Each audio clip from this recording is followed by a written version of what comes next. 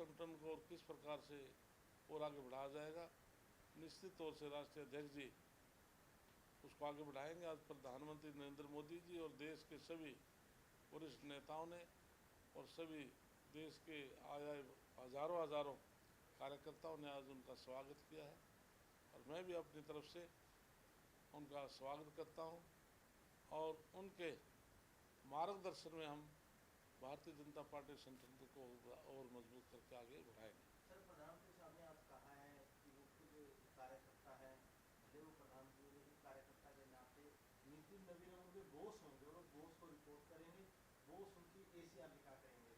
तो जो प्रधानमंत्री ने बड़ी बातें बोली है, कैसे देखते हैं? क्योंकि भारतीय जनता पार्टी संगठनात्मक पार्टी है, तो प्रधानमंत्री आज नहीं पहले भी अनेकों बार वो कह चुके हैं कि मैं भारतीय जनता पार्टी का कार्यकर्ता पहले हूँ, प्रधानमंत्री में बाद में हूँ।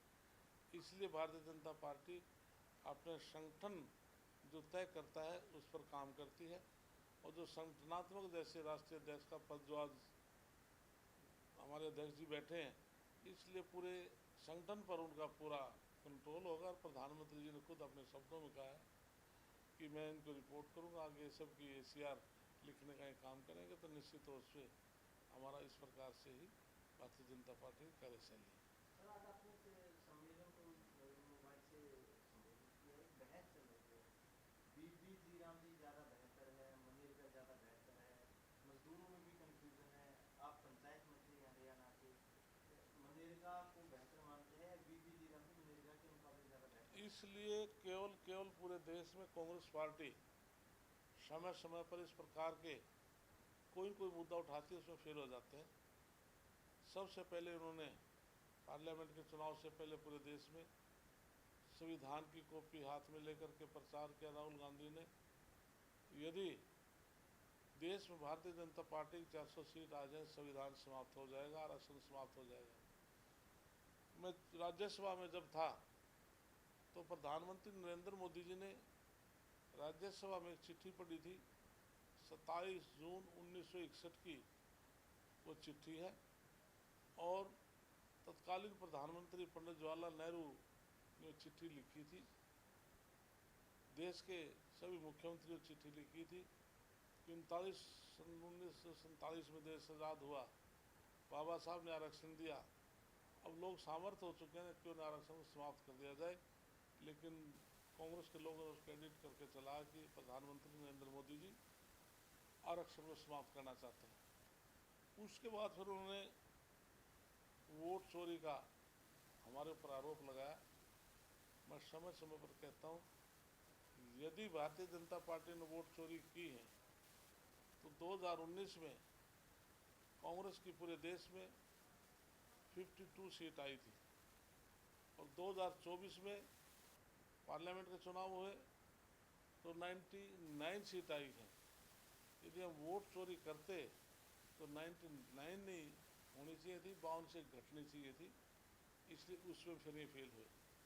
अब जैसे इन्होंने वीबी जी राम जी के बारे में, मनरेगा के बारे में दुष्प्रचार कर रहे हैं कि मनरेगा ख़त्म हो जाएगा, इसलिए ये जो स्कीम है ये कोई नई स्कीम नहीं है।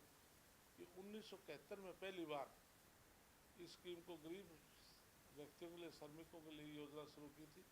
इसके समय समय पर अलग अलग इसके नाम रखे गए।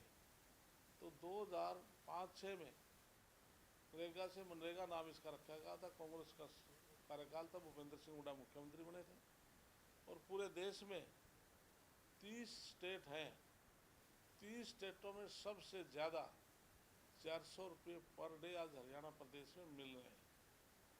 और मैं जहाँ तक हूँ 2005 और 6 की बात, उस टाइम केवल 96 रुपये कांग्रेस के समय में मजदूर को मजदूरी मिलती थी। आज हमारे शासनकाल में 400 रुपये मिलती है। इसके बावजूद यदि कोई मजदूर ऑनलाइन अप्लाई अपना कार्य करेगा, यदि 15 दिन में उसको काम नहीं मिलेगा तो उसको 100 रुपये उसके खाते में डाल दिए जाएंगे, क्योंकि उसको काम मिलने में देरी हुई है। यदि 15 दिन से ज़्यादा हो जाएंगे तो 200 रुपये उसके खाते में डाल दिए जाएंगे। इसलिए उनके जो श्रमिक की सुरक्षा की गारंटी रखी है। इसके अलावा 60 दिन का अवकाश भी रखा है कि उसमें जैसे हमने 100 दिन से 125 दिन की गारंटी दी है, 25 दिन बढ़ाए हैं।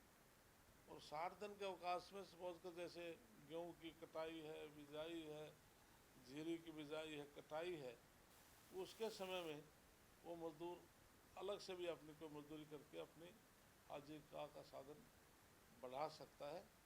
इसलिए जो हमारे मनरेगा के